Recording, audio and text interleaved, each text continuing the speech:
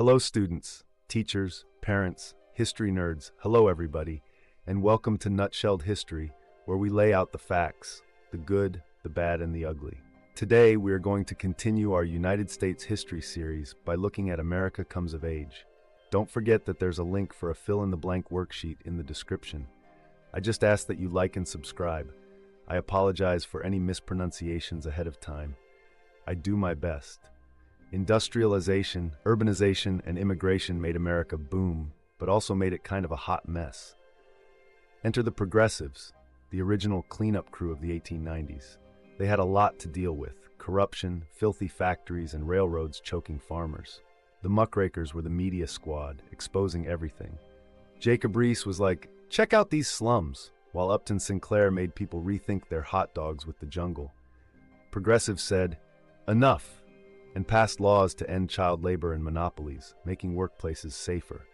And of course, they added some Bible-based social justice, because nothing says reform like a bit of charity and English lessons at Hull House. Politics, they overhauled that too, giving voters the power to pick candidates and oust bad officials. Basically, they laid down the rules for a more progressive game. And in the early 1900s, women were like, "Okay, we're done just being wives and mothers. Time to level up." So off they went to college, ready to become teachers, nurses, and world changers. Florence Kelley led the charge against unfair prices, founding the National Consumers League, NCL, to slap safe labels on products and demand workplace reforms. Meanwhile, the Women's Christian Temperance Union, WCTU, waged war on alcohol, blaming it for way too many bad husbands. Margaret Sanger decided, you know what would help? Fewer kids, and opened the first birth control clinic. The fight for women's suffrage was heating up too. Carrie Chapman Catt took her We Deserve the Vote tour across the nation, while Alice Paul staged protest marches, hunger strikes, and picketed the White House like a boss. Their persistence paid off when in 1920 the 19th Amendment finally gave women the right to vote. Victory. Now they could have a say in who ran the country, not just their households. The progressive era was not so progressive if you weren't a white Anglo-Saxon Protestant. Most progressives were too busy pushing their own perfect middle-class lifestyle to care about minorities. They even tried to Americanize immigrants, which basically meant, hey, let's make everyone act like us. Many progressives also believed in wild, scientific theories claiming people with darker skin were less intelligent. Yep, they were all in for segregation and limiting minority voting rights. African American leaders responded differently.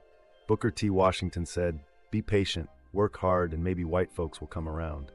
Meanwhile, W.E.B. Du Bois was like, "Nope, we want our rights now." He helped form the Niagara Movement, which later teamed up with white reformers to create the NAACP, aiming to fight for civil rights in court. They mostly helped middle-class blacks, while the Urban League focused on helping poorer workers find jobs and support. Other groups were like, hold my drink. Jews in New York founded the Anti-Defamation League to fight slander, while Mexican Americans formed mutualistas to help with loans and legal assistance. Everyone was fighting for their own version of progress, even if the progressives didn't see it that way. We had some progressives in the House that is white too. Theodore Roosevelt was basically the superhero of his time. War hero, tough politician, and serious reformer.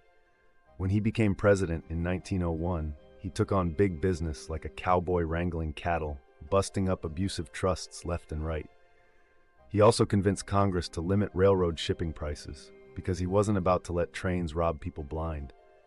Roosevelt loved the outdoors too, protecting millions of acres of forests for future lumberjacks, while also making sure the West's water battles didn't turn into a giant mud fight with the National Reclamation Act.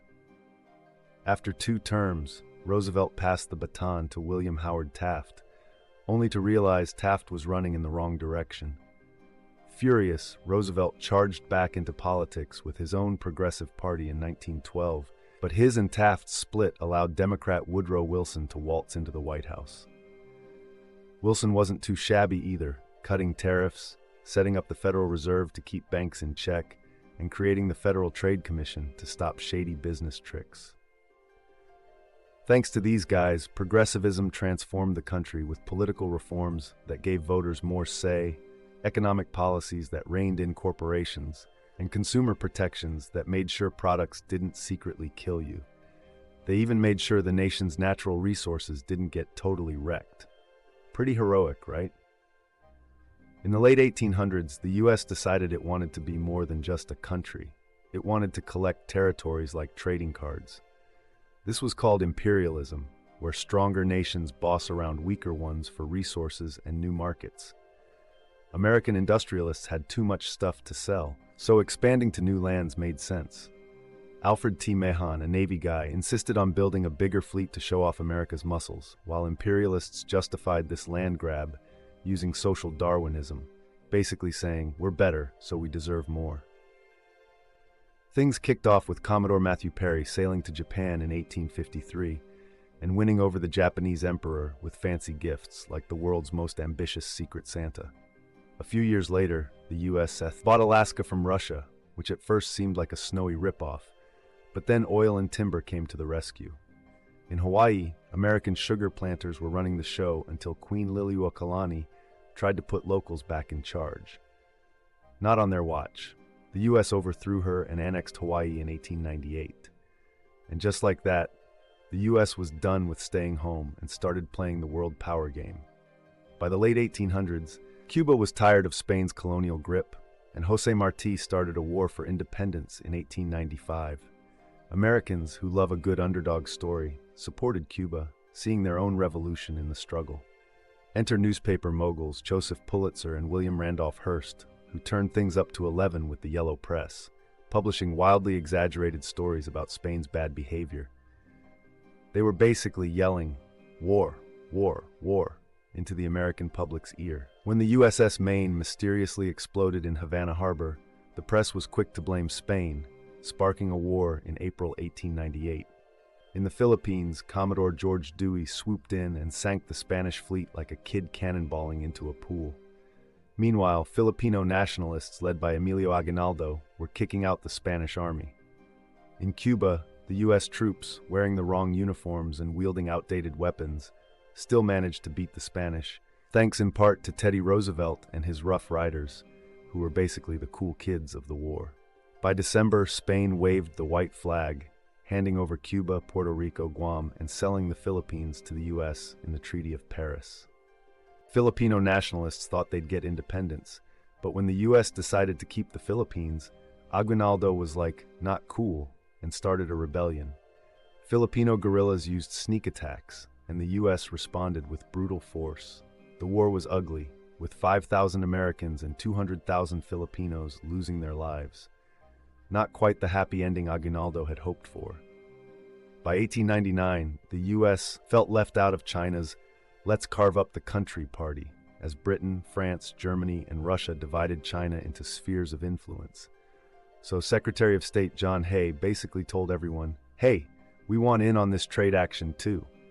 When the Boxer Rebellion erupted in 1900, protesting foreign interference, America doubled down on its open-door policy, saying, we're here for the free trade, not the colonies. A multinational force, including Americans, squashed the rebellion. Meanwhile, President Teddy Roosevelt was busy flexing America's muscles. He ended the Russo-Japanese War in 1905 like a global mediator, showing off the U.S. as a big player. In 1907, he sent the Great White Fleet, a bunch of shiny Navy ships, around the world to scream, look at us. After grabbing Puerto Rico and Cuba post-Spanish-American War, Teddy strong-armed Colombia for control of the Panama Canal Zone, building a shortcut between oceans. Woodrow Wilson came into office promising moral diplomacy, basically saying the U.S. would be all about human rights and democracy. But despite his good intentions, Wilson ended up using the military quite a bit too, because, well, old habits die hard. And now to recap. The Progressive Era was America's attempt at cleaning up after industrialization turned the country into a bit of a mess. Progressives tackled corruption, monopolies, and unsafe working conditions, with muckrakers exposing the dirt, literally and figuratively. Women joined the fight, demanding the right to vote and pushing for social reforms like birth control and fair pricing. Meanwhile, African Americans and other minorities weren't exactly getting a fair deal, as progressives focused more on Americanizing immigrants than addressing racial inequality.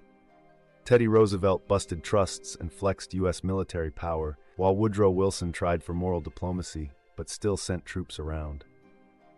Imperialism was in full swing, with the U.S. collecting territories like a global scavenger hunt, and when the Philippines rebelled against U.S. rule, the conflict got ugly. Whether it was reform or empire building, America was certainly busy. There you have it, folks. That is America Comes of Age nutshelled. Thanks for stopping by Nutshelled History. Help my channel come of age by liking and subscribing. Do you think that America got a little too imperialistic or not enough? Let us know in the comments down below. See y'all next time on Nutshelled History.